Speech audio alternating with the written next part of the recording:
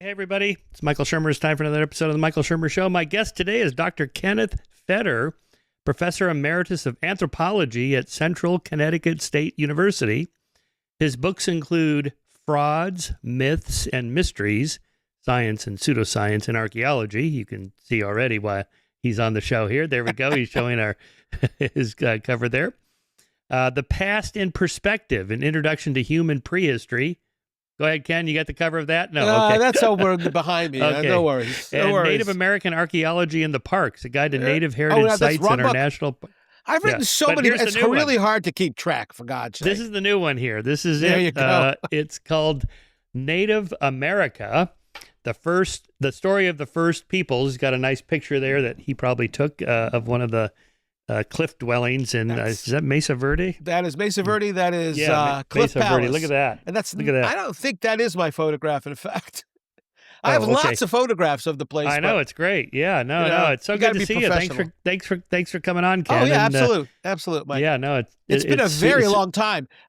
Years and years ago, I submitted a couple of pieces to Skeptic. Yeah, and we just sort of, with no particular reason, we've kind of haven't spoken to you in a long time, but that's life, right? Life takes us in various directions. That's right. Well, our worlds intersect periodically with the alternative archaeology subject. There's that, yes, absolutely.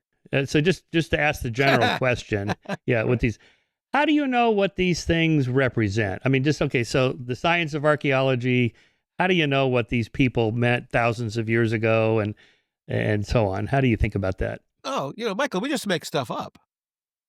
You make stuff up, right? Yeah. Here's the deal. Here's the way I look at it. I am not a native person. So I look at it, there are several options here. I mean, one option is to ask the descendants of the people in the same area who produced that art, what does it mean to you? What do you think it means? What can you tell us about oral tradition, oral histories that have been passed down? And in some cases, they tell us stuff and we incorporate that into our interpretations. In some cases, they say, well, that's not for you to know because that's something that's sacred to us and we don't share that stuff. So that's one. Another way of trying to interpret them is looking at them all in context. So as simple as something like, we know there were no horses in the New World. After the end of the Pleistocene, extinction of horse species, there were no horses until they were reintroduced by the Spanish, probably in the 16th century. So when you see a pictograph of somebody riding on a horse, you know the date of it, and you know what they are. Either they're painting Spaniards running around in the Southwest. We have there's a wonderful pictograph in Canyon de Chelly, which clearly represents a painting by a Navajo man of Spaniards on horses because they've got capes, they have crosses, they have guns. So, okay, and if you ask the Navajo today, the Dene, what does that mean? They say, oh, that represents the time that a bunch of Spaniards slaughtered a bunch of Navajo in a cave that today is called Massacre Cave, and that's the priest with the big cross on, and he's the one who sanctified the killing of those Navajo because we were in the middle of a war, whatever. So that's a cool instance in which we can look at it and say, well, we pretty much figure out what this means. We know the context. It's got horses, got guns. It's got to be post-contact. And the Navajo themselves tell us this is what that image means. You look at a place like Chaco Canyon, where there's the supernova pictograph. We don't really know that's what it is. And at this point, it's 1,000 years ago. Does it really depict the supernova that today is the Crab Nebula? Well, you look at it, you say, well, there's that star-looking thing. There's the crescent moon, and that's the right shape of the moon. That's the right phase of the moon for when that star went supernova. But there, we're also able to say, we know when that happened, and we know the phase of the moon because astronomers in China wrote about it, and it's dated. So they're saying there was a guest star in the sky, and it showed up on this day. And any astronomer can go to a table and say, okay, the moon was a crescent, and it was with the horns pointing up. And we know the supernova was to the right and a little below the moon, and that's exactly what the image of the supernova pictograph looks like. So Is that definitive evidence? It's hard to get definitive evidence in archaeology. We don't have a time machine. There's no Wayback Machine. We go back and actually question people. But it's based on, hey, listen, didn't you write a book once about the Holocaust, right? How do we know the Holocaust happened?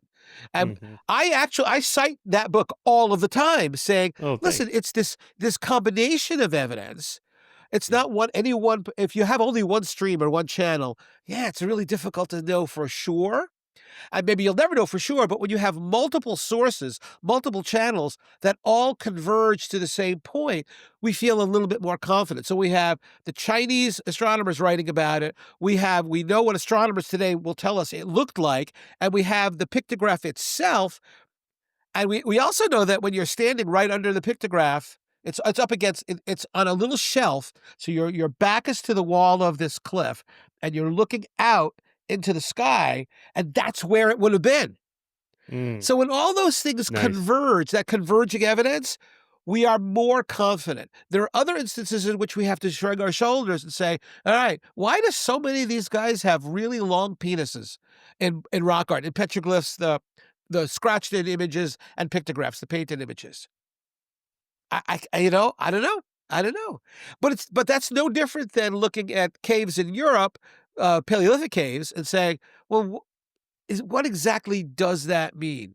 Well, I'll give you another example of, there's a place called Three Rivers, which is in New Mexico. It's a Bureau of Land Management site. It's not a national monument, not a national park, but it's administered by the federal government, and it's beautiful. It's a volcanic ridge, lots of volcanic boulders, and there are literally tens of thousands of individual rock art elements.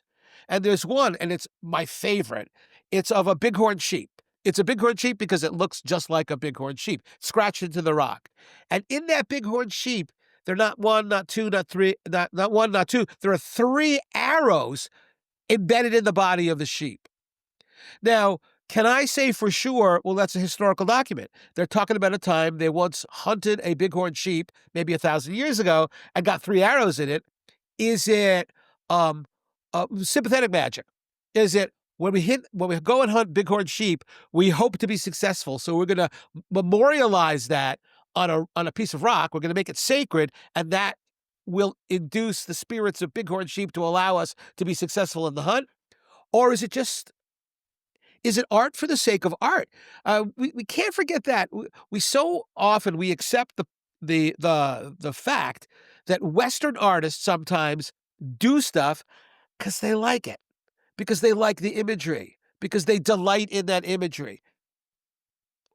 People living 1,000 years ago, or 5,000, or 20, or 30,000 years ago, they're human beings. These are modern human beings, and they are fully capable of having artistic, creative, imaginative genius, and sit down one day and say, "This is an image that pleases me. I was here. This is my art."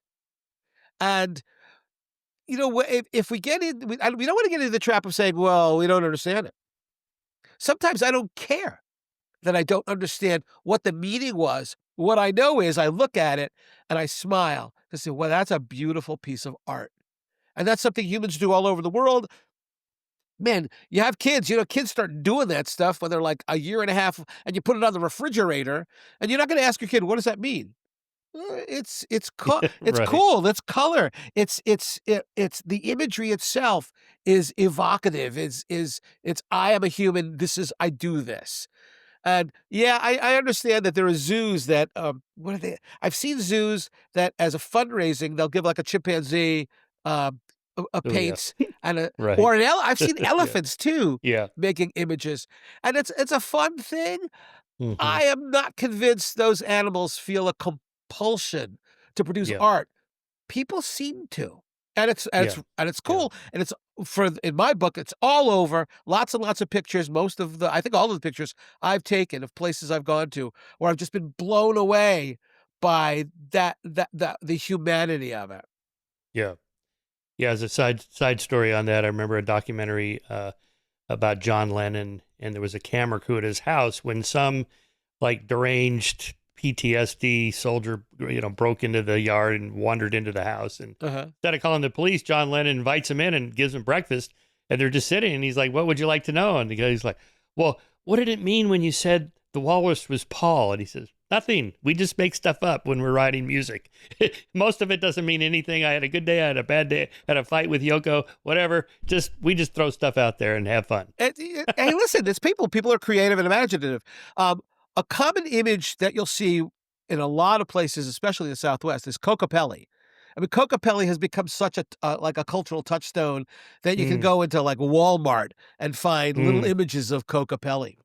And the funny thing about that is that the modern cultural embrace of Kokopelli really doesn't reflect what Native people say Kokopelli was. Kokopelli was kind of a rascal, and at mm. least in one of the stories of Kokopelli, he's a trader. So he goes from town to town to town. He plays his flute. That makes everybody go to sleep, and then he has sex with the women, and then leaves. Now, not Right. every story of Kokopelli is like that, Mm, but at least that. So we have modern Native folks saying this is the story my parents told me, my grandparents, my great grandparents, and we can use that. But how about this? There are images of Kokopelli. I've only seen one of them, but I've got a book with photographs of others where Kokopelli is not a humpbacked human flute player, but is an animal.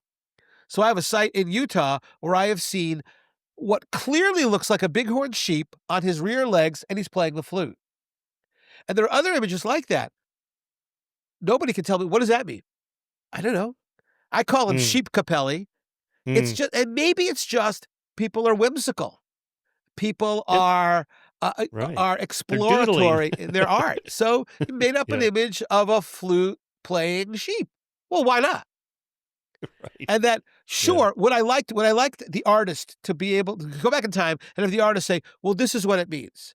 This is sacred. This is an important element in our cosmology. Or simply to say, oh, it doesn't mean anything. Just like John Lennon. Just, it's a really interesting image, don't you think? And I go, yeah, it absolutely is.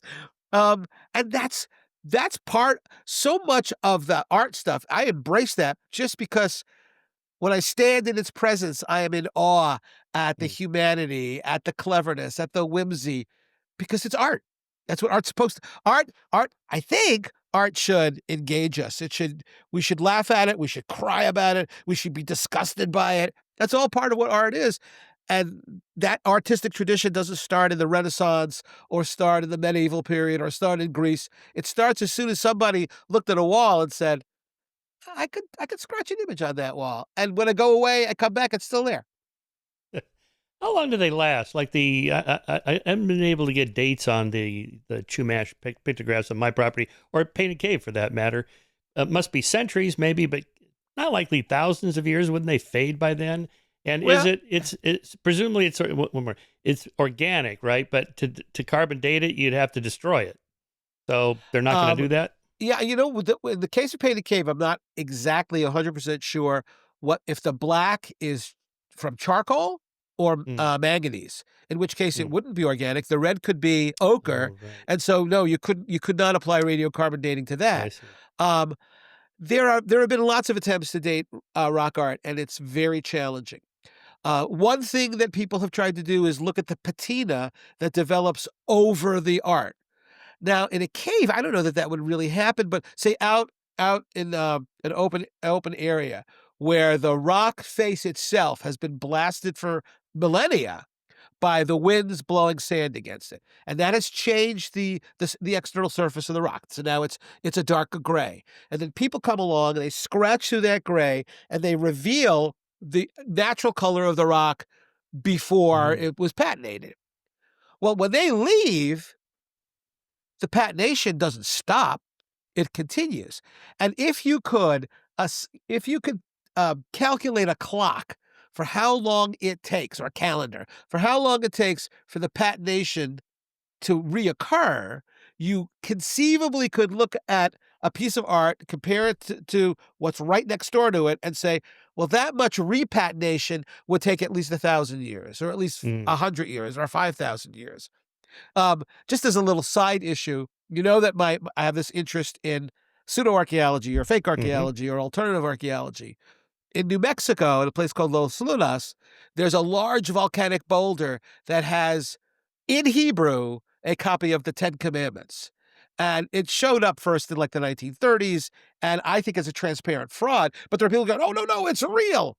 What I've done in that case is I say, okay, let's look at the individual Hebrew letters. And what's interesting is there's been no repatination at all. It effectively looks as fresh as if you did it yesterday. Right across from that boulder, I mean, like, you can see it. It's 20 feet away.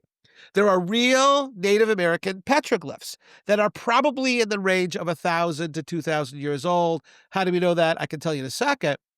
And there, the patination has occurred pretty vigorously. So, and right next to that, there's some modern graffiti. You look at the modern graffiti, you say, that has maybe a little less patination than the Hebrew lettering, but neither one looks anything like the genuine rock art.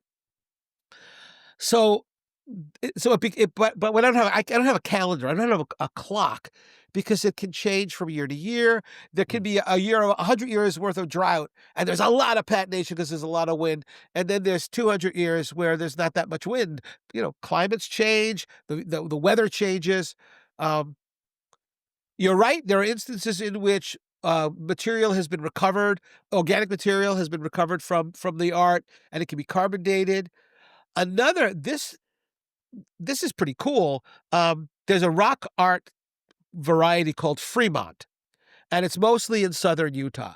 And it's very recognizable. Trapezoidal bodies, usually the human anthropomorphs. They look like people, but they're wide shoulders, really narrow waists, heads, usually no arms or legs, and then a headdress on. Well, people have tried to date that for a long time. And then at an archaeological site in Utah, they found, I can't remember now if it's at 15 sculptures in clay. And they look like the art that's scratched into the cave walls, the cliff walls. Now, when they recovered charcoal from that same cave, they got a date of around 1,000 years ago. So again, I'm not going to swear to the fact that the charcoal is directly associated, absolutely, with those little sculptures, and the sculptures absolutely represent the rock art.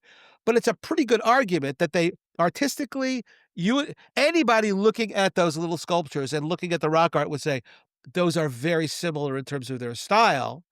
The charcoal was recovered, and we can radiocarbon date it. So it's a pretty good argument. Now you apply that to all Fremont art and say, well, listen, we know at least in this one case it's about 1,000 years old, so maybe we can apply that to all Fremont art.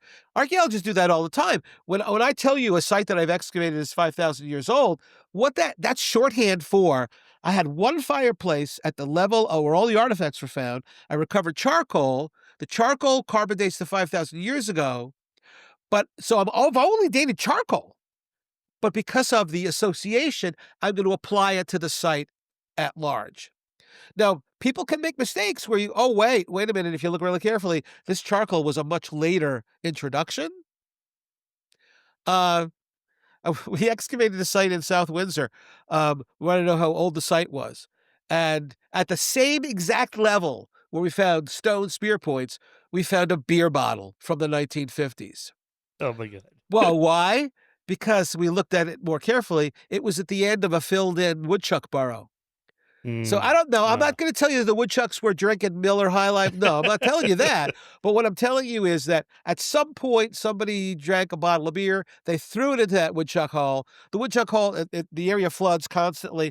It filled back up. And by sheer coincidence, that beer bottle was in a woodchuck burrow that went right through an archaeological site. That's wild. We made T-shirts that year of silkscreen T-shirts of a woodchuck holding a spear as representing the site, and it was a 3,500-year-old site. So dating is always a challenge, but it's that convergence of evidence. And I'm not like kissing up to you here. I mean that was a super important book. What was the title of it? You co-authored it. Denying History. Yeah. Yeah. And it's this convergence of evidence that How do you Right know here what behind me happened? somewhere. Yeah. But that's Yeah. that's a tip. Consilience of inductions, convergence of evidence. Yeah. Yeah. Back to the Hebrew Ten Commandments. So the Oh, yeah. theory there, this is from one of your previous books about theories of who came to America before Columbus, besides the Native Americans. Right. And this would be the lost tribe of Israel. Lost tribes of Was Israel. that? Yes. Yes, absolutely. Oh, that's the claim is if you go back into the 19th century, especially, there are a number of discoveries, and I'm going to put there my scare quotes, a number of discoveries of, especially its Hebrew writing. That seems Mm, to be the thing that really grabs people in. So you've got the Newark Holy Stones in Ohio, where it's two mm. objects, one with Hebrew. Well, then when it was pointed out that's a modern version of Hebrew, it's not 2,000 years old, the same guy, like 2 months later, said, well, how about this one? And, oh, yeah, that's much more authentic. And that was, again, those were the Ten Commandments. Um, we got time for a hilarious story. Yeah. I gave a lecture about my pseudo-archaeology stuff at Sunwatch Village, which is a wonderful facility. It's a museum. It's a laboratory in Dayton, Ohio, and it's right in the footprint of where a 1,000-year-old archaeological site was located. And so, where the site is, they've reconstructed the houses. Very, very cool place. So I gave my lecture, and Brad Lepper, who's a great colleague of mine, archaeologist in Ohio, presented me with uh, a replica of one of the Newark Holy Stones, which I have. Well, it's someplace over there, and it looks like a plumb bob, and it has Hebrew writing on all four sides. There's four sides to it, and it's like Holy of Holies, He is God, whatever. And it's Hebrew that I recognize from Hebrew school when I was growing up, right? Oh yeah, that's Hebrew. So Brad gives this to me, and I fly home the next day. You know, I was only there for a day, so I had no luggage to put in the belly of the plane. So everything was in my carry-on, and we wrapped it up in bubble wrap, and I put it in there, and wouldn't you know it, the TSA line at Dayton Airport kind of stops. And you know what that's like, right? When you're looking around going, what idiot put something in their luggage that they shouldn't have put? And then you look around and you go, oh, that's my luggage they're going through. And the TSA agent called me over and said, sir, is this yours? And I said, yeah. He says, may I open it up? I said, yeah, of course. I hadn't yet decided that it was the Newark Holy Stone that triggered it, but he picked it out. It was all in bubble wrap. I said, sir, is there anything here that could hurt me? I said, no, it's just, no, it's like clay. It's baked clay. And he opened it up, held it up, and he said, what is this? And, I put on my professor pants. I said, well, it's kind of a funny story. And I gave him a 10-minute lecture about the discovery in the 1860s of Hebrew artifacts in Ohio, trying to prove that, yes, the native people, the Indians, were members of the lost tribes of Israel. The best part of the story is that, and Dayton's a small airport, there weren't a lot of TSA agents, there were maybe half a dozen. They all gathered around me to hear the story, and one young woman said, Mr. Feder, do you mind if I take notes? I said, no, go right ahead. She took out a little spiral notebook. I was taking notes. When I tell other people the story, I want to get it straight. I said, yeah, fine. And I told how the two artifacts were discovered, how they were fake, and how they now are on display at the Johnson Humrick House Museum in Coshocton, Ohio. As I was leaving, one of the other agents kind of ran after me and said, sir, I just want to thank you. This is the airport in Dayton, Ohio. Nothing interesting ever happens here. This is the most interesting experience we've ever had here. I said, yeah, anything that I can do, I'm more than happy to help. And there's another one with Hebrew writing in Tennessee. We had one here in Connecticut, on top of Pinnacle Mountain in Preston, Connecticut. That was Hebrew lettering. I have never seen it. I climbed the mountain, I looked for it, I couldn't find it. However, and it was Ezra Stiles, who's the first president of Yale, actually recorded it and wrote about the Hebrew. Some people have suggested that it may have been, in fact, Yale students who were learning Hebrew who went on top of the mountain and just for a kick scratched some Well, Hebrew. fraudsters aside, what's the motive of people wanting to find pre-Columbian migrations to the New World after the Native Americans, of course? I think there are many, right? The first is, well, you know what? You can write a book about it. You can actually do a lecture tour. So there is there's cash involved for sure. And then I think that there are people who have problems with the issue that Native Americans were here first, that the ancestors of the people we know historically, the people I talk about a lot about in the book, that their ancestors were the first here, and they've been here for tens of thousands of years, 20,000 years, maybe 30,000 years. And I will have Native folks, Native colleagues who will say, Feder, that's wrong. They were here from the very beginning of time. And I'm not, okay, that's fine. All I can do is I can share that with people, but I can base my conclusions on the evidence, archaeological evidence. Nobody should ever be surprised that an archaeologist relies on archaeological evidence to come up with archaeological conclusions. That's not like a shocker. Of course, that's what I do. So, so I think there are people who have problems with that, and there at least there has been a tendency to look in the archaeological record and it's a nationalistic or ethnic kind of a claim that our people were actually here first. I mean, that is Robert Silverberg, who's the science fiction writer, wrote this wonderful book about the mound builders. And what he said about the claim, we're talking about, and again, a couple of chapters in the book all about this, burial mounds in Ohio and Illinois and Kentucky and Tennessee, and temple mounds, platform mounds on the tops of which chiefs' houses were placed. We're talking about Missouri and Illinois and Arkansas and Georgia and Alabama. There was a wish to not give Native people credit for producing those very sophisticated works. And so Silverberg says that a myth about a completely different race of people, maybe they were Europeans, who came here and did all that, it's comforting to the conquerors was the phrase that he used. And there was this argument, absolutely, that it was that American Indians, that is the people who Europeans encountered in the 17th, 18th, 19th centuries, that they were relatively recent interlopers. They were uncivilized. They were aggressive. They were violent. And if anything, their arrival sparked the end of the really sophisticated European et al. Cultures who were here before, because they wiped them out. And that, in a sense, I mean, think about what this means in terms of even modern arguments and modern wars about how it wasn't your people who were here first. Those were my people. You wiped them out. So we're just reclaiming territory that was ours in the first place. And there was something, that argument was appealing to folks. I mean, you will find in 19th century, especially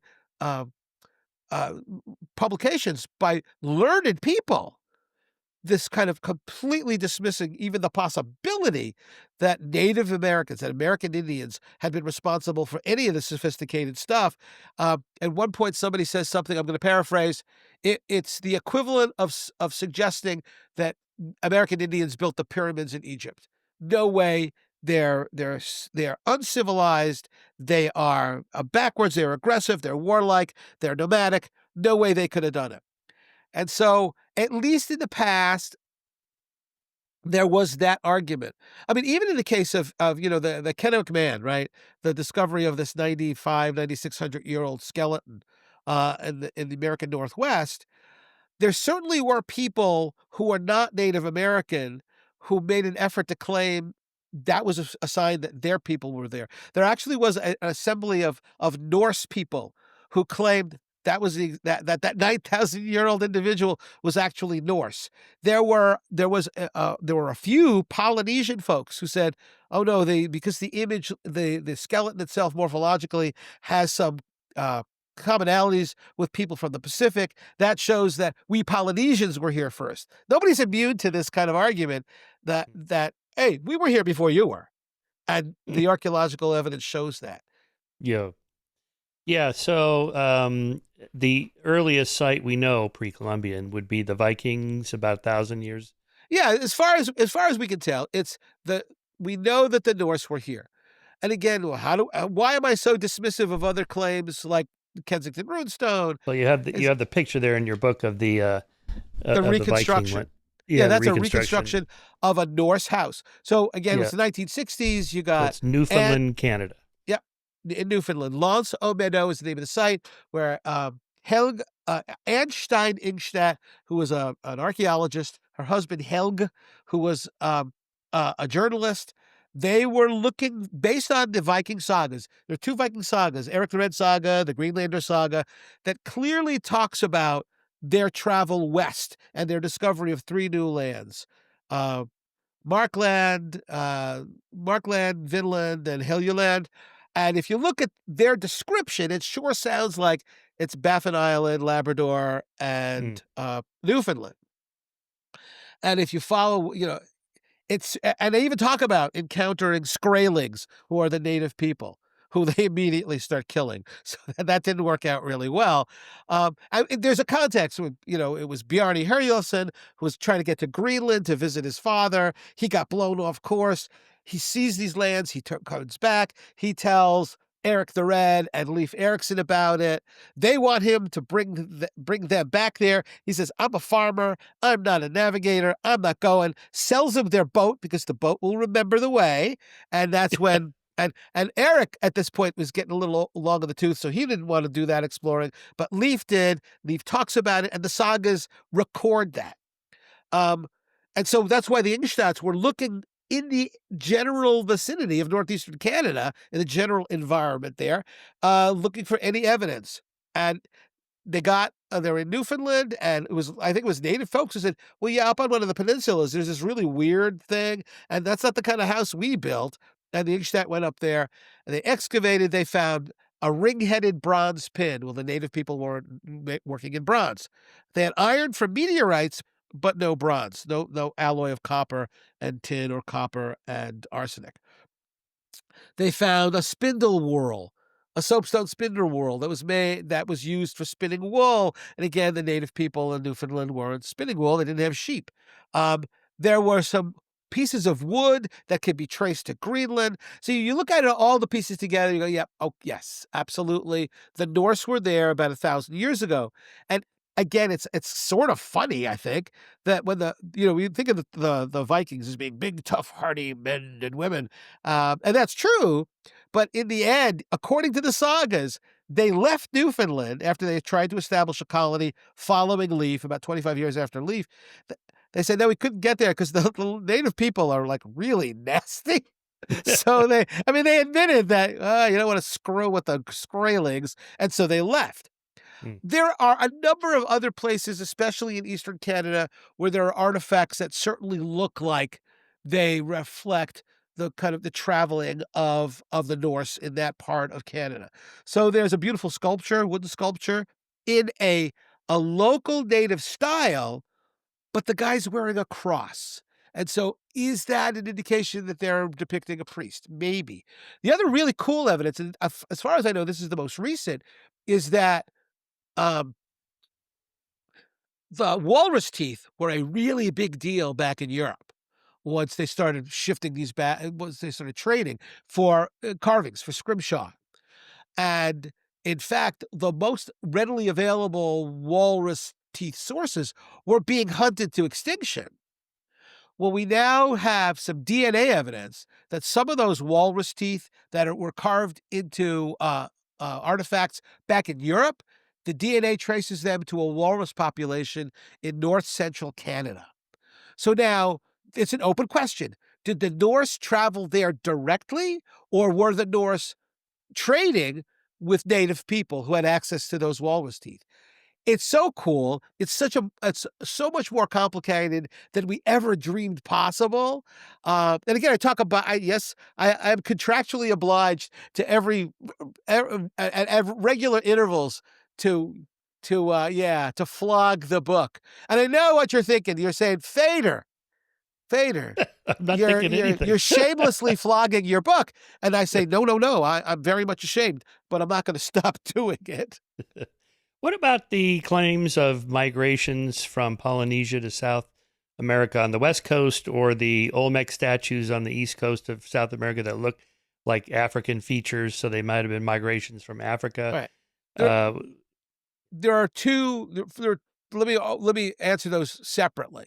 There's no evidence that West Africans got to the New World. All you need to do, first of all, looking at physiognomies is a pretty subjective kind of a thing. There's a lot of variation in human beings. If you look at the faces on the Olmec heads and you look at modern native people in Veracruz, yeah, you know what? They've got wide lips. They have relatively flat faces. And that's another thing that you see in a lot of the statues, if you look very carefully, is you see an epicanthic fold. And that's typical of Asians. It's not typical of Africans. Again, sidebar here. I'm a white guy, and sometimes I say things that I don't think clearly enough about. So I was giving a lecture in one of my classes about physical variation among modern humans. And I defined the epicanthic fold as an extra fold. Not thinking, well, what you're doing there, Feder, is you're making white folks the standard and, and comparing other people to them. And God damn it, an Asian kid, God bless him, raised his hand and said, we look at white people, we don't think it's an extra fold. We think white people are epicanthic fold deficient. That's funny. And I said, you get an A. You get an A for today. But that epicanthic fold that's typical of Asian folks, you see those in the Olmec statues. There's zero evidence of an African presence. There are no artifacts. There are no skeletons whose DNA allows us to trace them to Africa before Spaniards started bringing Africans and ditto in. Polynesia. Polynesia is another issue that if you had asked me 10 years ago, Michael, this is the great thing about science, right? I love it when I'm wrong. I love it. But it's like, what's the license plate in Missouri is what would they the show me state. Yeah. Right. So I love it when I'm wrong, but you got to show me. And the evidence has to be strong. It has to be consistent. And 10 years ago, I would have said, you know what, that Thor Heyerdahl, no, it's just that, no. Today, based on genetic evidence, based on the movement of sweet potatoes, based on a number of other things, DNA, it absolutely is looking like, yep, there was some contact there. I'm not saying that an entire nation of Polynesians sailed across the Pacific, landed in South America, and established their own civilization. What I'm saying is these people are right at the margins. You got people in the west coast of South America. You have people in Easter Island, but other of the islands kind of in the eastern Pacific and the western coast of South America, and that there was some bleed through. There was some contact. The degree, I think, is still being argued. But 10 years ago, I would have said no. Today, I'm saying, oh, yeah, the evidence shows pretty clearly. We don't yet have a really firm handle on how often that happened, on how consistently it happened, but it's the evidence now is coming together to show that skepticism we had before, which was entirely justified because we didn't have the evidence, that skepticism can now be eliminated. Yep, there was contact. Certainly seems feasible if you can get all the way to Easter Island from, I don't know, Australia or Southeast Asia. That it's not that much further to South America once you cover that on the ground. Yeah, interesting. Okay, so in your book, you have as the oldest site the White Sands. That's the book, by the way, we're calling Native America, the story of the first peoples. Yeah, that's right. Don't worry. We'll provide links there in the show notes. So White Sands, that's about 21 to 22,000 years White ago. Sands, yeah. And so presumably they didn't just fly there from Siberia. Right, it would have taken several thousand years at least to walk all the way to New Mexico or whatever, migrate. What's the oldest or farthest back you're willing to go based on some reasonable evidence? I think reasonable evidence would indicate that 30,000 is probably as far back as we're going to go. I mean, part of that is that you have to look at the source population. But these people are coming in either by land or by sea, but probably from Northeast Asia, right? Mm. And you have uh, the Jesuit missionary Acosta, who was suggesting that in like the late 1600s, saying, Mm. well, where are the native people coming from? Now, again, based on his assumption that they are descendants of one of the sons of Noah, they had to be able to get to the New World from the Ark, which lands someplace in the mountains of Ararat, not Mount Mm. Ararat. That's only had the name for a few hundred years, so that's a bullshit story. Uh, and at that point, though, enough of the world had been explored that it didn't look like, at least in the East Coast, on most of the West Coast, that there was any easy way to move people from Europe or Asia to the New World. And it was Acosta who said, you know what? I'm thinking that in northeastern Asia and northwestern America, they're connected. And that way, people, since there are animals in the New World, and those animals must have walked, the animals didn't build a boat, right? The descendants of animals saved on Noah's Ark must have walked to the New World. Well, if the animals could walk, so could people. And so he's the guy who suggested, but we even have Verrazano describing native people along the coast of Connecticut. So Verrazano lands at North Carolina, South Carolina, turns north because the Spaniards had already kind of declared most of the southern part of that coast as their property. He goes north, he sails up Hudson Bay, sails along the Connecticut coast, and in his, it's like a 24-page memoir or journal, he actually says the native people he saw, they have Oriental eyes and the long black hair of Oh, Asians. interesting. So he's Wow. already making that connection. And he's not the only one to do that. Mm.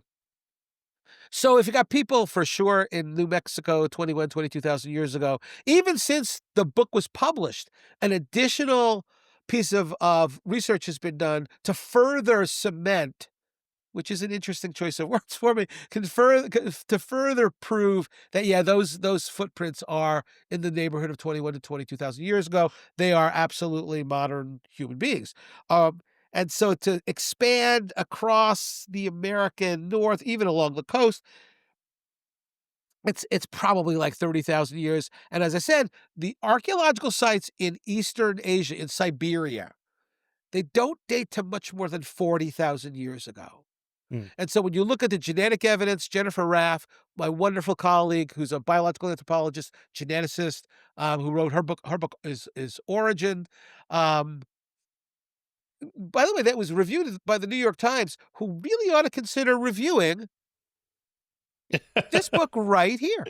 Okay, Ken. And I think the genetic evidence shows pretty clearly they're from Northeast Asia. So, folks who are saying, no, there's a site in California that's 130,000 years ago. Where'd they come Yeah. from? Yeah. Because they couldn't have come via the Northeast Asia because there were no people there. Now, if tomorrow or a year from now or 100 years from now, new evidence shows that no, there were humans or human ancestral forms living in Northeast Asia 130,000 years ago or 200,000 or 500,000 years ago, then, I'll still be around in 100 years, and I'll say, well, I'll need to come out with a new edition of my book. It's one of yeah. So you mentioned the 130,000 years. That's a reference to that site in San Diego, a construction site where there were some bones found that looked like they were broke in the long leg bones that were broken in the long way to get the marrow, Right. and there were maybe some stone tools, hard to say. So this was highlighted by Graham Hancock when I was on Rogan with him, because he's gone, look, there's a piece of evidence, and it was published in Science, right, or one of the major journals. And but then there was subsequent articles that maybe the bones were broken by the construction trucks that were driving over it and so on, and the stone tools were, it was not really good stone tools. They might have just been broken by rolling around or accident, and so it was never replicated. But to your point, if there were people there, I guess they'd be Neanderthals 130,000 years ago. How'd they get there? Where's the other evidence of 120,000, 100,000, 90,000, 80,000, 70,000? Right. So there's no pathway of how that could be. Right. So that would just be an anomaly how do you treat anomalies? So this brings up Graham Hancock, whose whole thing, like America Before, I didn't tell you I was going to ask you about this, but and if you didn't watch his Netflix series or read his book, that's okay. I watched Ancient Apocalypse. Okay, yeah. So Well, you wouldn't have to. America Before is a similar pattern of, Right. each episode features some really interesting anomalies in North America, like how to explain this mound or this cliff or this particular finding here. And if people like you don't have a definitive answer, then he chalks that up to his idea that things keep getting older. And he's the one that points out, all you people that said Clovis first, that's it, done. And you were wrong. Look, stuff keeps getting older, and he has the White Sands thing. It's 30,000 years, whatever. Why not go all the way back? How far back can you go? So you said 30. Why not go back further? How do you think about Graham Hancock, alternative archaeology, and all that stuff? And I mean, the deal about that is look, we look for affirmative evidence, right, for anything. If you tell me that the site is 130,000 years old, by the way, people I know who are experts in stone tools look at that and they laugh. They know those aren't stone tools. What those stone tools look like 130,000 years ago? Acheulean hand axes. You ever see one of those bad boys? They're gorgeous. I have some right here. They're symmetrical. They are made more artfully than they need to have been. There's nothing like that at that site. Yeah. And they, by the way, they could have been anatomically modern Homo sapiens. Yeah, look at this one. These are from Europe, but they're beautiful, crafted. These are hundreds of thousands of years old, or however old they are. 130,000 years ago in San Diego. Listen, the earliest anatomically modern Homo sapiens actually go back to about 300,000 years ago now in Africa. So they wouldn't necessarily be Neanderthals, but whatever. The point, here's the point. I'll get back around to my point. And that's all discussed in my frauds book. Look, saying, isn't it possible?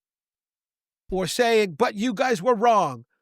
Let me start with that. When you say the scientists were wrong and now they've changed their minds, that's not a criticism of science. That's the essence of science.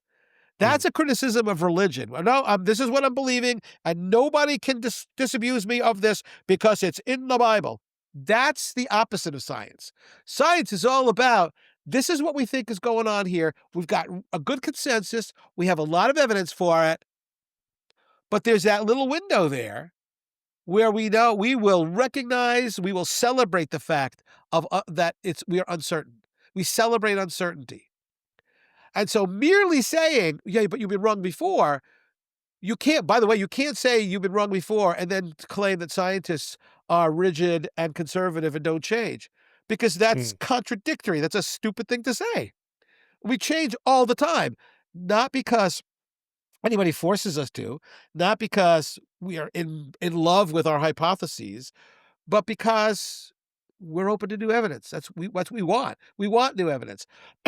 When the White Sand stuff was first published, the first article, there was a tremendous amount of skepticism. How were they preserved? How were they dated? How was that even? And in fact, an article was published showing, at least suggesting, that maybe the carbon date was off because of the carbon reservoir effect of when you date something that grows in water, because of that ancient limestone gets dissolved by water. That's full of carbon. All that carbon is dead. It can make things look much older than they are. I had a geology professor who told me that he once, and I don't know if he was making this up or not, he once attended a geology conference in which they had seafood.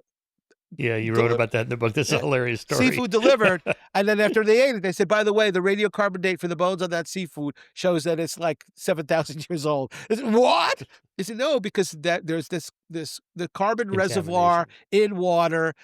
That's a problem. So anyway, the point here is, it was a legitimate piece of skepticism about the date. So what did they do? The scientists who discovered White Sands didn't get themselves a TV series in which they bitched and moaned about the fact that people don't believe them. You know what they did? They went back and said, okay, that's an interesting criticism. We're going to go back and we're going to recheck. We're going to check with other sources of data. And guess what? The other sources of data showed they were right, that the people who said, no, it's not that old, were wrong. Mm. That's not a criticism of science. That's the essence of science. But merely saying, "Well, isn't that possible?" All right. Mm.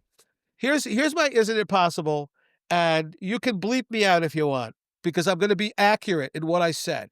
There's a wonderful uh, video, a wonderful documentary I participated in called "The Dragons of Jim Green," and it was about Mm. this old coot in North Carolina, South Carolina, who believed that he had evidence for a 30 million-year-old civilization of what he called reptiloids, intelligent dinosaurs. Right.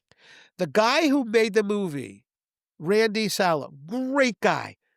And there was poignancy here too because Jim Green was his grandfather. So in a lot of ways, Randy was hoping that he could find somebody to say, your grandfather might be right. Mm.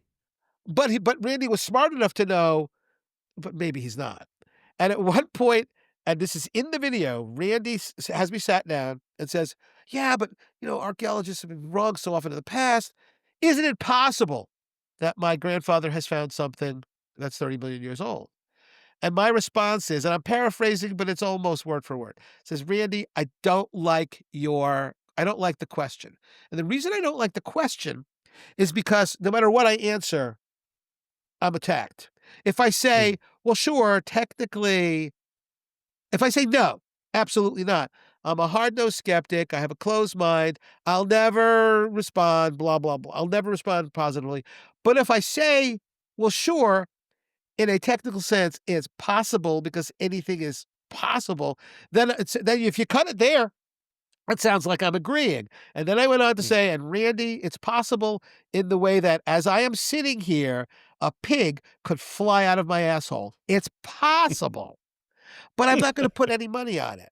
And Yeah. Randy appreciated Yeah. that, and he left it in the video. And Yeah. that's my argument. My argument is, yeah, there are lots of things that are possible, but the mere fact that science has changed, which is what it's supposed to do. If you take that as evidence that you're right, I don't know what to tell you. But without affirmative evidence of this ancient civilization, which I don't see, scientists are going to be skeptical, as they should be. Yeah. Yeah.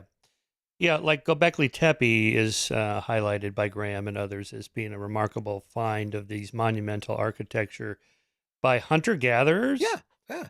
Well, is it possible we just misinterpreted their abilities, or we've just kind of sold them short, and that they actually are capable of things like that, as opposed to they were instructed by some ancient civilization on how to construct those kind of Yeah, right. monumental architecture. I mean, the thing about that is that, and it's true. When I was in grad school, yeah, which is a lot in the 1970s, the basic conceit was that hunter gatherers spent a tremendous amount of time hunting and gathering, and that they didn't have time for other stuff, and they were living this kind of hand-to-mouth existence. And that's kind of before my grad school. And everybody read Richard Lee's The Hunter, in which, yes, those people are involved in making tools and sharpening their tools and uh, uh, chasing after animals and butchering them and having to schlep all that stuff back to the camp. So there's a tremendous amount of time that they spend in subsistence.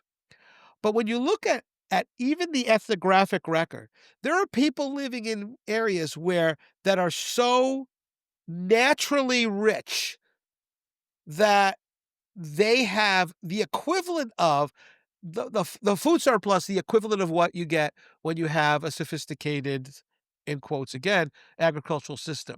When you look at how the native people of the northwest coast of North America, how rich that environment was, that marine environment, and the level of work they produced in totem poles and in their houses, that you would look at that and say, well, how can hunter-gatherers do that?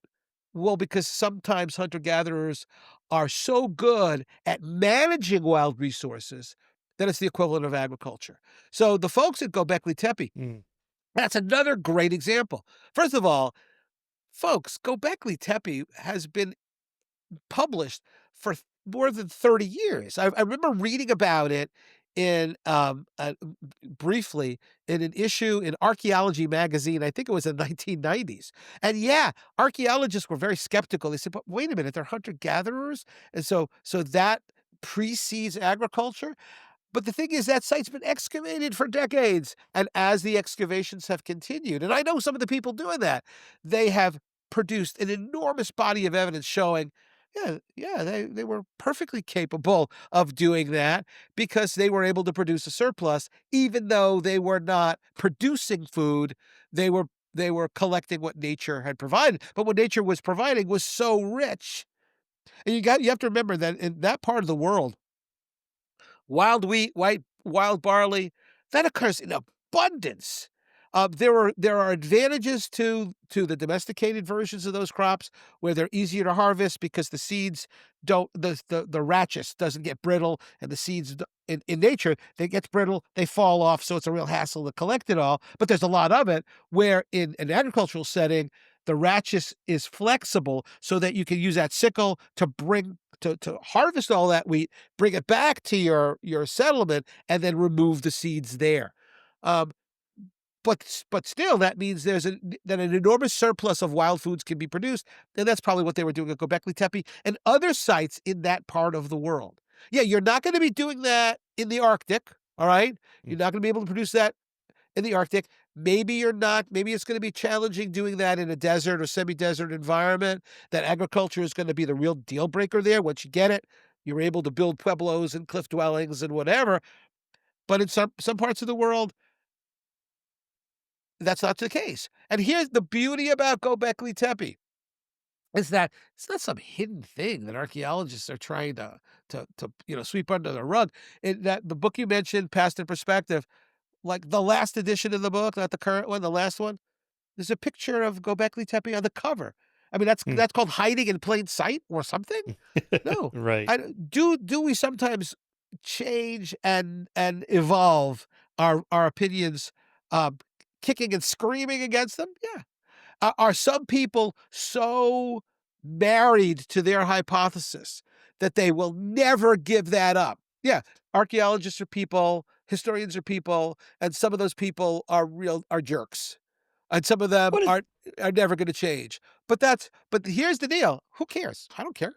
mm, It's mm. it's all about the science, what the science shows, and that will win out in the end every time. It might take 5 years. It could take 20 or 30 years. But Mm. as evidence builds up, that's the case with that's absolutely the case with Clovis First. When people bring up, yeah, but Clovis First, do you know how long ago Clovis First was the dominant paradigm? It's a long time ago. You got Tom Dillahay decades ago bringing people to Monte Verde in South America and bringing arch skeptics, showing them what he found, and those skeptics walking away saying, okay, we were wrong. He's right. Wow. That's what Nice. scientists do. Yeah. What, in your opinion, what is the appeal of this kind of romancing the past of a mythic lost civilization, Atlantis or whatever? It does have kind of a ring to it of, in the deep mists of the past that we just really can't quite grasp. There was this, golden age of advanced people. And I don't know, it is an appealing story. Yeah, I guess. I did a 10-part YouTube series for Colorado preservation, and one of them is devoted to Atlantis. And you know what I did at the beginning of that, because I have no shame at all, is I took Mm-mm. out my guitar and I sang the chorus of the Donovan song Oh, Atlantis, yes. way down Yes. below the ocean, where I want to be, Right. she may be. But I also gave the spoken part. And when you give that spoken part, yes, it's everybody loves fairy tales. Yeah. Plus, I mean, I don't know, there's something appealing about there was this perfect society. And ultimately, the Atlantis story by Plato is about a perfect society, only it's not Atlantis, it's Athens. Atlantis is the bad guy. They're the evil empire in his version of Star Wars, right? Mm. They're militarily powerful, economically wealthy, materially and technologically sophisticated, but they don't have the force, man. They don't have the goodness, right? They've gone downhill. And so this notion that maybe human beings are capable of that level of perfection, that Mm. beauty, that beauty rules, that knowledge rules, and that something terrible happened in the past, and that's what we're trying to recover. Um, I can see the appeal in that. It's a lovely fairy story, right? That maybe we will get back there. Maybe we can recover that perfection, you know? Ignatius Yeah. Donnelly, who's kind of one of Yeah. our recent source for all of this in his book Atlantis, the Antediluvian World, actually says someday the museums will be filled with artifacts, our libraries will be filled with books, and we can maybe recapture that. Mm. That's appealing. When you look Yeah. around the Lost world today, golden you say, age. "Man, things are going to shit." On Yeah. any one Yeah. number of levels, the idea that, yes, but there was a time, and maybe we can Mm. recover that time. Mm. Yeah. That's appealing. Nice. Yeah. Yeah. Yeah. On the ancient apocalypse stuff, there's the megafaunal extinction around the time that Native Americans first migrated here. I'm trying to remember the debate. Is it overhunting hypothesis Yeah, versus the asteroid comet strike that changed the environment, or just gradual environmental changes, or both, or all of it? yeah, I mean, it happened in Australia, it happened in North America, South America. Yeah, I mean, that has been an ongoing issue in archaeology forever. Paul S. Martin, famous archaeologist, well, his was the blitzkrieg hypothesis, Mm. that these were animals who had in North America, who had no familiarity with human beings at all. So they weren't primed to be afraid of them, and so they were wiped out in huge numbers. They did, computer simulations of, well, if you started with 300 people, and if their Mm. population grew at 1% and they relied this much and they were 40% of the time successful in hunting. And it always seemed to me a bit weird that, that the animals were too dumb to figure out, stay the hell away from those two legs because they're going to kill you. But Right. but however, I mean, I think it's fair to suggest that that was a new variable, and that the new variable that's not the first folks arrived 20,000 years ago or 30,000, which is long before the extinction, which happens more like 10, 11, 12,000. So you're kind of in a position there of saying, well, okay, for a long time they cohabited with those critters, and then something happened 12,000 years ago, which could have been the new technology, Clovis technology, Folsom technology. Um, but but e- e- as a scientist, I really like staying in my lane. I don't always succeed at that.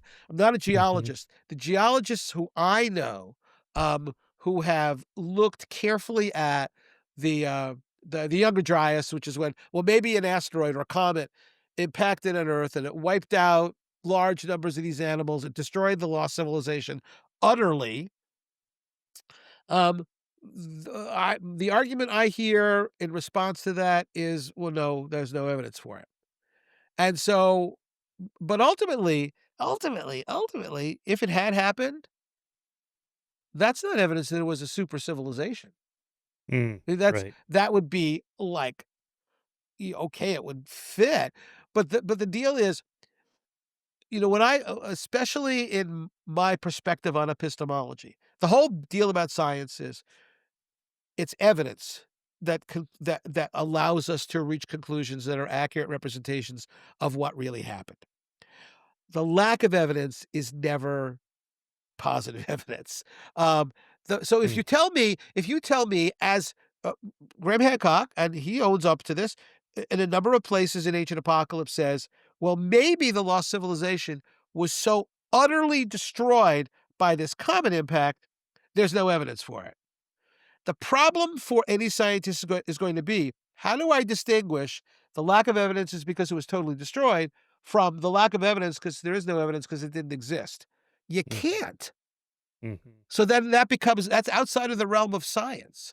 Um, I actually wrote a cute piece I'm a real Sherlock Holmes fan, and so I wrote a pastiche of Sherlock Holmes and Watson talking about not Graham Hancock specifically, but the claim that there was this ancient civilization.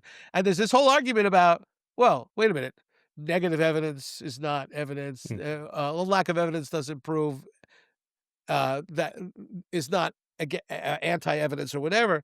But the fact of the matter is, in science, it often does.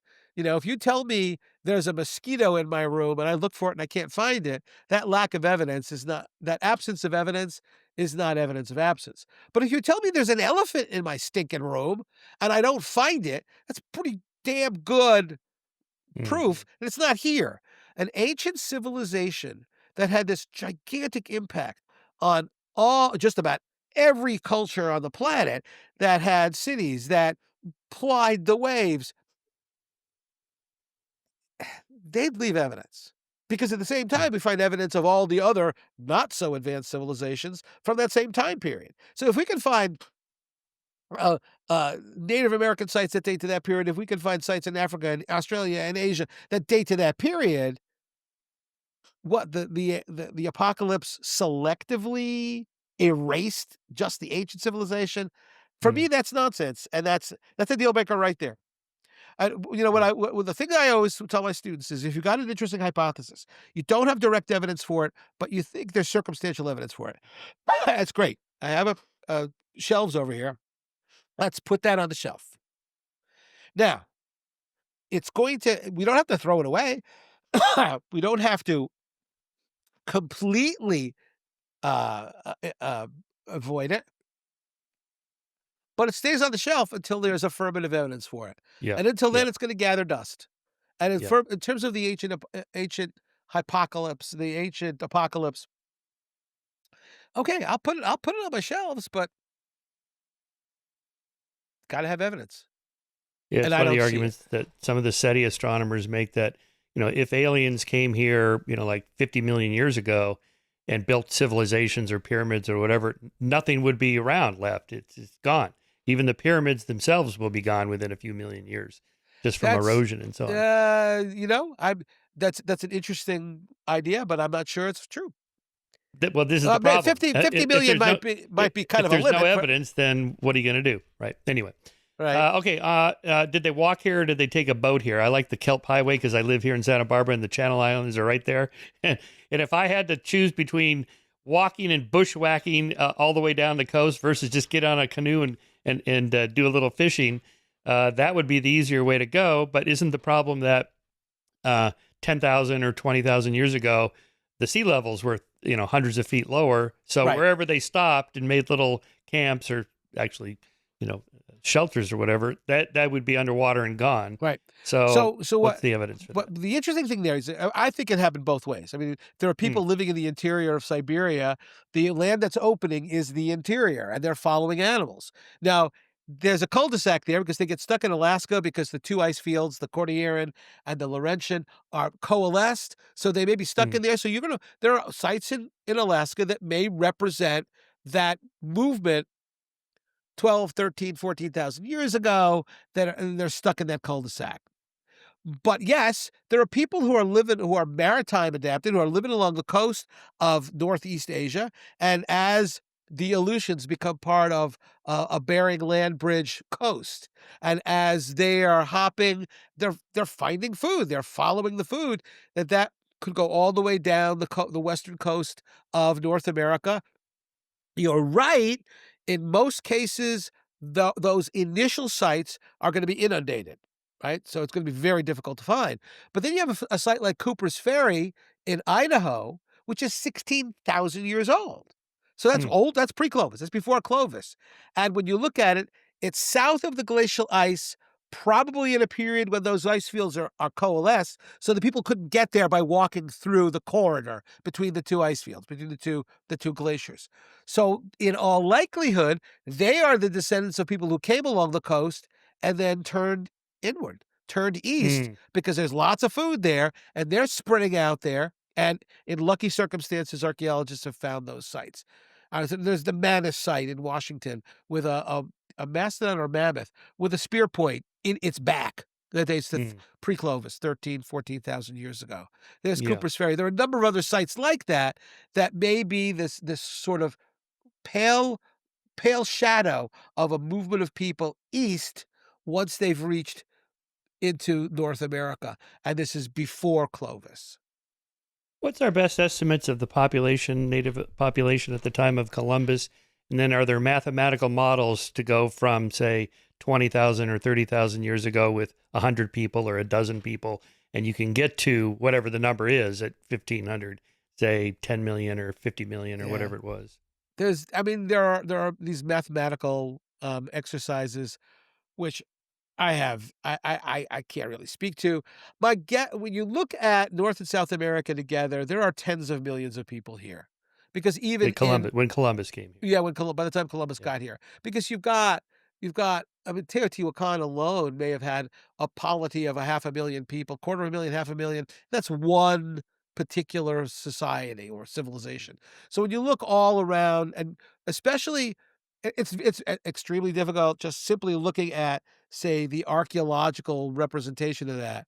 There are sites everywhere. Can we really add up the number of sites, multiply by a number of people? I'm not convinced you can do that. Um, and so it becomes really difficult. And plus, with the entry of people into the New World, I don't think it's a one-shot deal.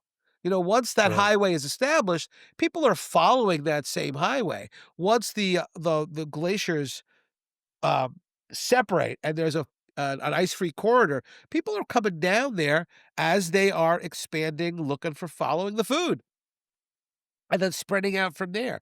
So, I mean, I don't wanna just, blow off your question. I just don't know that I certainly don't have the wisdom or the data to say to be able to put together a model saying, if we have an initial incursion of this many people, how Mm. and we say, okay, the birth rate is what it commonly is in, say, the third world, and a death rate, and these are the numbers we've come up with.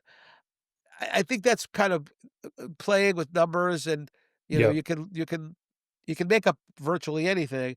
So and if there are people smarter than me, wiser than me, who say, "No, Fader, you're wrong. We've got these numbers."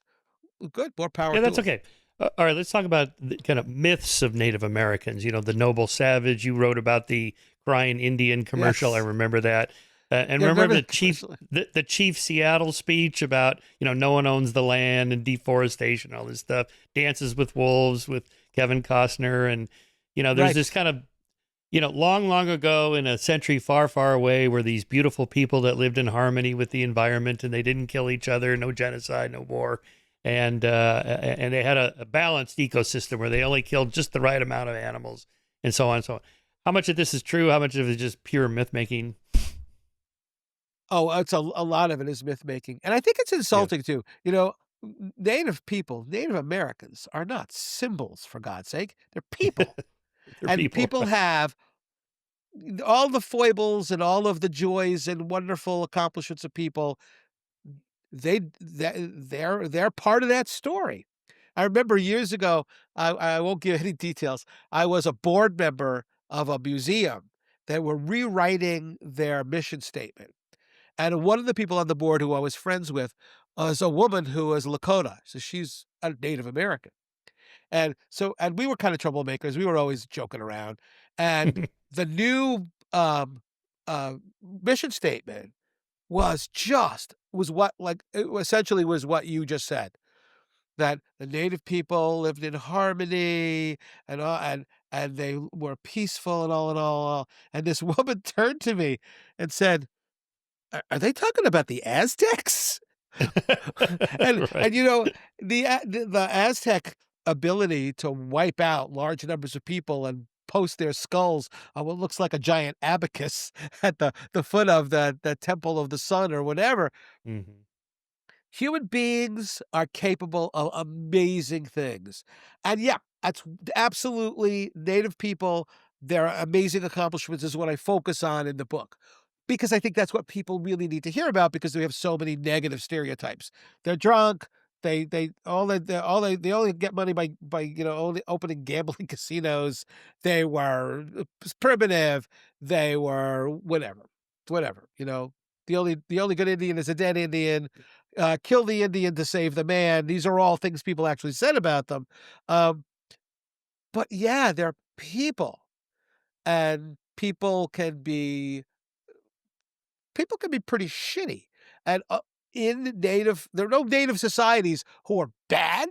There were individual actors that were, and just as we if you decry the one percenters, and I do, I think, but it's disgusting and horrible that 1% of the population controls 90% of the wealth.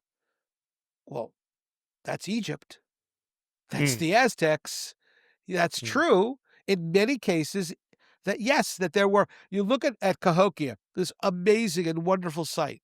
It's a Native American city on the banks of the Mississippi River, located in Illinois. But you look at the burials of at Mound 72 of the individuals who appear to have been the rulers of Cahokia, and you look at the concentration of wealth in terms of metal and shell. There's a mm, 1,000 stone spear points in that guy's mm. grave, and I don't think he's going to be needing them wherever he's going. And yet, that concentration of wealth, that typifies what we sometimes call civilizations, complex societies, and and there are a large number of individuals in Mound 72 who were sacrificed. Those are human sacrifices Mhm. to accompany those leaders to what we presume was whatever afterlife they had in mind. There's one pit where I think there are 50 young women, all like between the ages of 18 and 24, who were all sacrificed. Mhm. Well, that's not very peaceful. That's not very new age. The Native Americans were not hippies, for God's sake. They were. Right. I can't remember if it was PJ O'Rourke who said it, that if Woodstock had lasted for 2 days longer after love, peace, and music, they would have been killing and eating each other. Yes. And maybe Well, it's there an is evidence of exaggeration. cannibalism too, right, among Yeah, Native Americans. yeah, that is a very sensitive issue, and I don't know why. Because in fact, personally, well, yeah, if there were if I was in a Donner Party, I don't know, I think I would have sacrificed at least one of my kids. Yeah, she's annoying. Let's eat her. I'm joking. But I some of s these grave sites show some non-trivial percentage of the skeletons died violently because they have spear points or other evidence of how they died. Yeah, human beings. And listen, let's put it this way. The Cheyenne, the Lakota, and what was it? The native folks that at Little Bighorn, Mm, they must have been pretty damn good at fighting wars because they yeah, kicked butt that day, right? They killed yeah, yeah, 250 soldiers, and we only know about 30 of the natives who died. So they right, were practiced at this. That's not a criticism. They're people. They're humans. right, They were in right. competition with other people. They wanted to protect what was theirs, what they perceived to be theirs, and so they fought battles. That's what people do. It's insulting to say otherwise. That Yep. that makes them they're not symbols. They're not hippies. They're not new agers. It's not love, peace, and music. It's these are smart, creative geniuses who built amazing cultures, produced remarkable art, fed their families, loved their families, educated their kids, but they weren't hippies, they weren't new agers, they were people. So in 1986, I took a tour with my girlfriend around the southwestern United States. We went to Chaco Canyon, Betatacan Cliff Dwelling, Uh-huh. Chaco Canyon, Mesa Verde, Canyon de Che, Keat Seal, and Pueblo Bonito, among other things. And it was a very just spectacular trip. What happened? Those are the Anasazi people, I guess they call them, right? So, Well, but what happened to those people? yeah, they see that there's a little bit in the book about Anasazi. Yeah, There are people yeah, who say that's a yeah. perfect word. No problem with that word. The Okay. problem that I've heard from Hopi people, from Pueblo Mm, people, is that number one, it's not in our language. Anasazi mm, is a word in the Navajo language.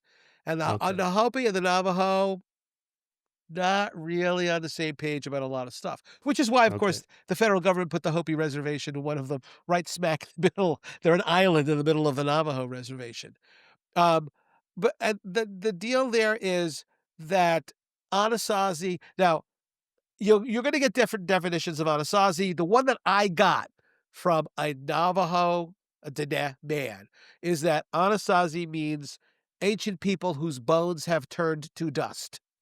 Okay. And you also will hear that Anasazi means ancient enemies. The Navajo guy, and I'll just lay it out there. He said, no, no, no, no. it means ancient enemies, ancient people whose bones have turned to dust. In either sense, there you will hear from Hopi. They don't want to be labeled with the name given to them by folks by Yeah. people other than themselves, especially Okay. people they But what don't like happened to very him? much. The what happened to them? Partially, it's climate change. All right, so Yeah. a mega drought, a drought that lasted between 50 and 100 years, as shown by dendrochronology, hit that area. And what happened was all these people living in small farms started to coalesce. I mean, that's why you get places like Chaco, places like Mesa Verde started to coalesce. And in order to, and you get some people building canals, building irrigation networks to try to change from rainfall agriculture to irrigation agriculture. And so you've got a lot of engineering water sources in order to produce more food. The Hohokam in southern Arizona are a great example of that. We have miles and miles of irrigation canals. But what we think happened was that eventually it just got to the point where it was no longer a viable strategy. And so the folks living in the Four Corners area moved south, and the folks today who you'll find in the various um, communities in northern New Mexico, especially, that they're the descendants who then they coalesced in these little villages, and were able to find a better climate for their corn agriculture, better environment, and those are the folks who the Europeans encountered, the Hopi and Zuni especially, at the end, when they entered into the Southwest looking for the seven cities of gold, especially. Mm, mm. Yeah, interesting. And then you wrote about the mound builders, like the Serpent Mound.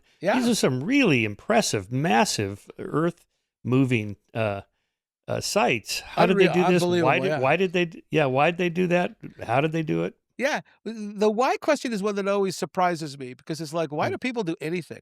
When I Yeah, used to show kids in my class, I would show them Monk's Mound, which is, I think by volume, it's the fifth largest pyramid of all the pyramids. It's in yeah, America. It's in the United States. Um, and I showed them that, and I say, it covers 14 acres. It's 100 feet high. There are yeah. Here it is. tens of Yeah, millions yeah. of There it is. basket loads of earth that went into constructing Monk's Mound. And I say, and as soon as a student would say, "Why do they waste all that time and energy doing that?" I then would show them the arch in St. Louis, which is visible from the top of Monk's Mound, and say, "You know Right, why? Because people do stuff. People do right. stuff to make a point, to Mm, leave a statement." I mean, I think the Abu Simbel, the sculptures along the hmm Nile. I mean, hmm that was self-consciously the Egyptians spent a lot of time and a lot of money and a lot of effort building that, intentionally to say, "You are entering the realm of Egypt." mm, You know, wet your pants because we are see how this is? That's how powerful we are.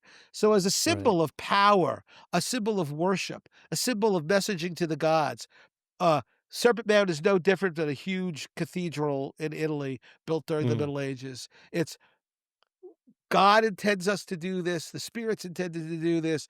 Look at this and be aware God is on our side. We are powerful. We could do this. What And about it some of may the claims that they're astronomical oh oriented yeah, I for mean, the listen, solstice and that? like I talked about the supernova pictograph at Chaco Canyon. It's human.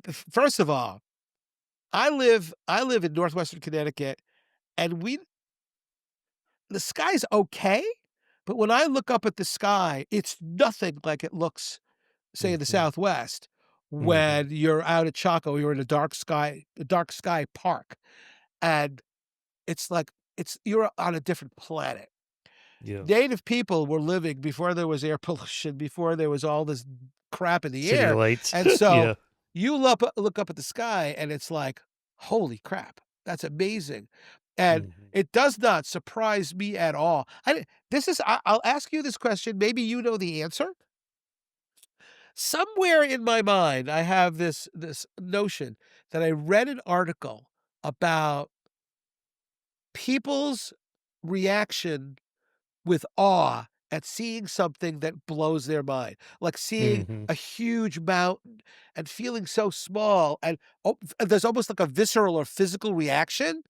Well, I think Hmm. when people looked up at the night sky, it was that. It was, I'm feeling something. And that something, maybe I'm gonna say it's spiritual. I'm gonna say it's the gods talking to me. And so, what I can do is I can build something on a large scale here that memorializes that honors that. Uh, I don't think it's anything deeper than that. And if at the same time they are marking, say, with some of the mounds in Ohio that mark the solstices or mark the progression of the moon during its 52-year cycle. That, by the way, you need to know if you're going to predict eclipses. It finding that regularity in nature that the sky shows us had to be mind-blowing to folks. Had to Yeah. be. Yeah. And so their desire to to let's all get together and show the spirits we get it.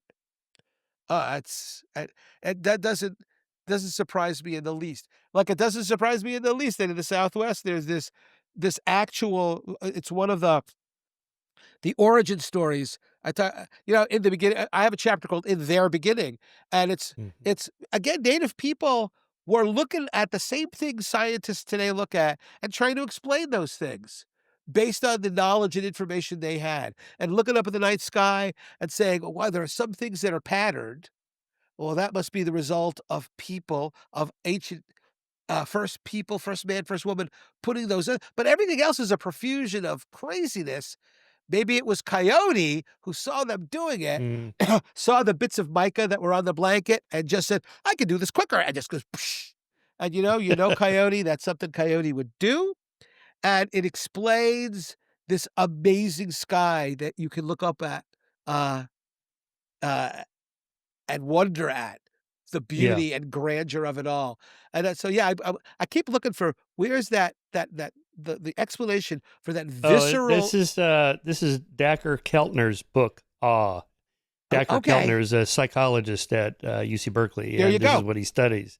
And it's everything you just described, but there's others, just being out in nature, walking barefoot on the Right. beach, being on a dirt path versus concrete. It's better, just for walking, seeing green. Something also about storms, clouds, sort of being on a cliff with the ocean and stormy, it invokes Exact. awe.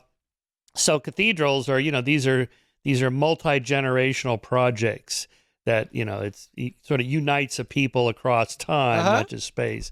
That kind of, like the pyramids would have been. It would have taken Right, right, many right. generations to Yeah. build. So yeah, something like that. Yeah. When I Um, drive into Sedona, not the low way, but up oh, from the Sedona. mountains Yeah. and come Yeah. in, I know and what that yeah. it's before you. Oh my I mean, it's it's absolutely this emotional, Yeah. this thing you get. And By the way, have you if noticed that all the new age sites where the Earth's energies are focused the are always in great vortexes. they're always in great vacation spots like Sedona, Arizona, and Yeah, yeah, yeah. Hawaii. It's never like out desert center in the middle of nowhere where it's miserable. There's no vortex at the mall. You just go, "Ah, Right? Yeah. cool." But yeah, Yeah. and I think you've nailed it absolutely. That feeling of just, well, awe is the only word you got for it, is something that really is interesting, and it's cross-cultural, and I think it is So at least one of the reasons we see these amazing things being built by people. at the pinnacle of Native American nations, how many different political units were there at the peak? Something isn't there like 600 or something? Yeah, I mean, I think that, yeah, it's it's difficult to get an accurate count because there are so many groups that have their own separate names, but really Mm. are related. So here in Connecticut, the Tunxus, where that was the tribal name for people who live in the area around Farmington. So that's northwestern Connecticut. But there's also the Masako, and you'll see them sometimes listed as a separate tribe. But the fact of the matter is, Masako, well, that's just the name of where their village was, but they really were Tunxus. So Mm. I've seen 500 as being, if you really had to nail it down, and we're not talking about 500 mutually unintelligible languages because the languages are related, but I th- I would not be surprised if you could go back in time and do with your clipboard and ask these people, all right, those people who live on the other side of the river, are they one of you? They would say, no, no, no. But these people Hmm. over here, they are. And if you did that fairly consistently, you probably would come up with something like 500. But now you're Yeah. talking about an entire continent, and obviously the Inuit, right? People sometimes called Eskimo, are going to look at the Hopi and say, "Oh yeah, no, that's not they're not us." Hmm. But then it becomes a lot more difficult. You say, well, what about the people living on Greenland? And they have a different name for themselves. Are they also Inuit? Yeah. But then again, it's like, so, if you can speak Italian, you can speak a little Spanish. So does that mean Italians and Spaniards are the same Right. people? Right. But there were some large conglomerates that became large city states in both North and South America, Yeah. and I Well, guess primarily, see, my job in the book was America, North America, north of Mexico. There yeah, will be It's a yeah. series edited by the estimable Eric Klein. It's a classic archaeologist. It's got a great book, by the way. Eric Klein's got a great book. Title escapes me. Um, the archaeological evidence about stories in the Bible. So Oh, what where oh, was where interesting. was where was the Garden of Eden? You know, there's Right. a chapter about Noah's Ark, and Eric is a skeptic. He's not telling me that any of these are real, but where the archaeological evidence leads you to. Yeah, And interesting. yeah, so yeah, so there will he's editing the series so for Princeton University Press. So he will get somebody to do Mexico and somebody to do South America. Maybe the Inca will be separate. I'm not privy to that information, and so for me, north of Mexico, what we're looking at are the I don't care what you call it. You call them civilizations, call them cities. It doesn't make any difference.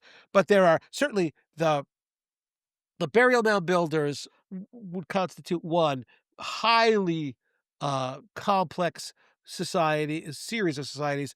The platform mound builders with Cahokia at its peak, the native people in the American Southwest, the Northwest Coast folks, um, folks in the Southeast, all of those, and also, I mean, in the same category, I'd put the Iroquoian people and the Hmm. Confederacy, and because after all, their version of democracy. I mean, I think it's fascinating, right? That Ben Franklin at one of the conferences before the Revolution, when they're trying to put together what a confederacy of states would look like, they invited an Mm-hmm. Iroquois guy who was a major political leader of the Iroquois Confederacy. Come and tell us how you work it. How did you do it? Yeah.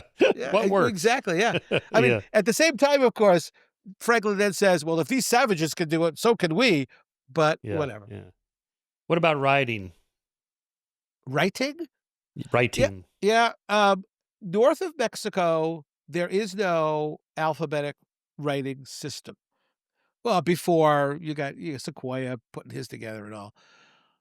But the ability to tell stories through the use of rock art, or and I kind of go to the extreme here, saying, well, they have a history. Their history is written in artifacts. Their history is written in spear points and hearths and cliff dwellings and apartment houses, and the job of the archaeologist is just to be really good at translating those physical objects into stories. But like I said, you've got this guy, a little black sheep, who's a Navajo, who's painting the image of these Spaniards who are about to slaughter all these people in Massacre Cave. And we got the archaeology saying, yep, that's what happened there. A bunch of people were killed. The bullet holes are still on the wall of the cave. And here he is showing us what happened, how it happened. So, yeah, would we like to have a written document giving all of the details? Yeah, but we don't. So we rely on the archaeological record. Colleague of mine, Kevin McBride, probably the smartest archaeologist I know, has a major grant from the federal government, the battlefield archaeology, and the Pequot War here in Connecticut, where hundreds of people died.